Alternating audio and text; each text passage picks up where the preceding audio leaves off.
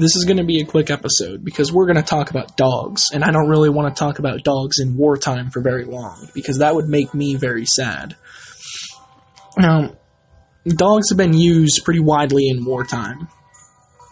Before World War I, they were mostly used for hunting things down, mostly for scavenging. Soldiers would use dogs to help forage for food. But around World War I, they started to be used in more militarized roles. There were different kinds of dogs, like different roles that they would fill, and each role would have certain breeds of dogs fitted for each role. You had medic dogs. I forget the specific name for them, because medic dogs, they had a very specific name, because what they would do is medics would bring them around with them, and when they weren't being used in the trenches, they would send the dogs out into no man's land, and they would find wounded soldiers, and they would either alert the medics to their location, or they would flat out just drag them back to the trenches, which is a very good boy thing to do, if you ask me. In the trenches, they were used for hunting down rats, hunting for food. You know, they were pretty useful all around. Not just in saving lives, but they helped get rid of pests and all that. And nobody likes eating dinner with a rat in the room. And in World War I, rats were a huge problem. So you can see why it would be a very good morale boost to have a dog hunt them down all the time. Of course, dogs weren't immune to casualties themselves. Thousands of dogs were unfortunately killed during World War I, and those numbers didn't really go down all that much in World War II. Actually, I don't know. There weren't a lot of puppy-related casualties in World War II. In World War II, they still filled the role of medic dogs. You know, they would still find wounded soldiers in battlefields and alert the medics to their location, or drag them to the medics.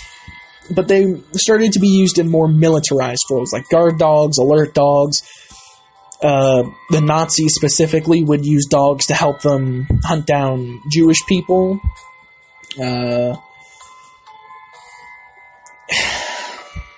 See, dogs are great, right? And when you're using them in roles like medic dogs, that's awesome. They're being used to save lives. But I don't think I will ever agree to using them in militarized guard dog roles. Like, if you're using them for the police, I guess that's fine. Police dogs are incredibly useful. But I don't know. I just don't think it's worth it putting dogs in military roles. Especially when certain dogs were used for finding landmines.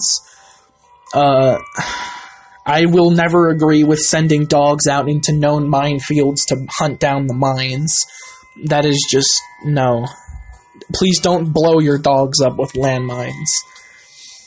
We're gonna skip that topic. Dogs were very instrumental in World War II. Now, onward, we're talking like maybe Korea, Vietnam, and into the modern age, dogs still fill kind of the same role that they did back in World War II, just in a more modernized fashion. There's still medic dogs, to my knowledge, which is always great. It's always good to have dogs helping save lives. But when it comes to modern mine hunting, dogs aren't normally used because there are much more efficient and more effective ways to find landmines and IEDs and things like that.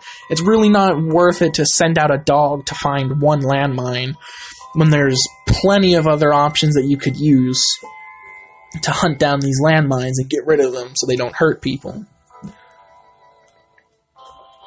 Sorry, I had to take a drink of tea there.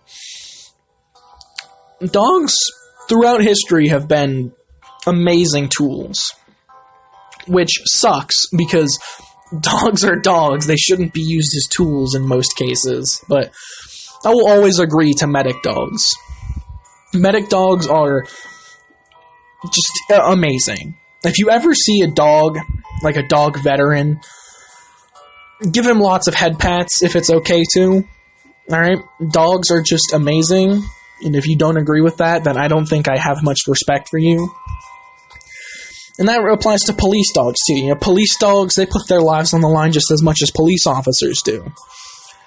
And if you ask me, I don't think police dogs deserve any criticism at all. They're just good boys doing what they were taught to be, you know, they're just good boys in general.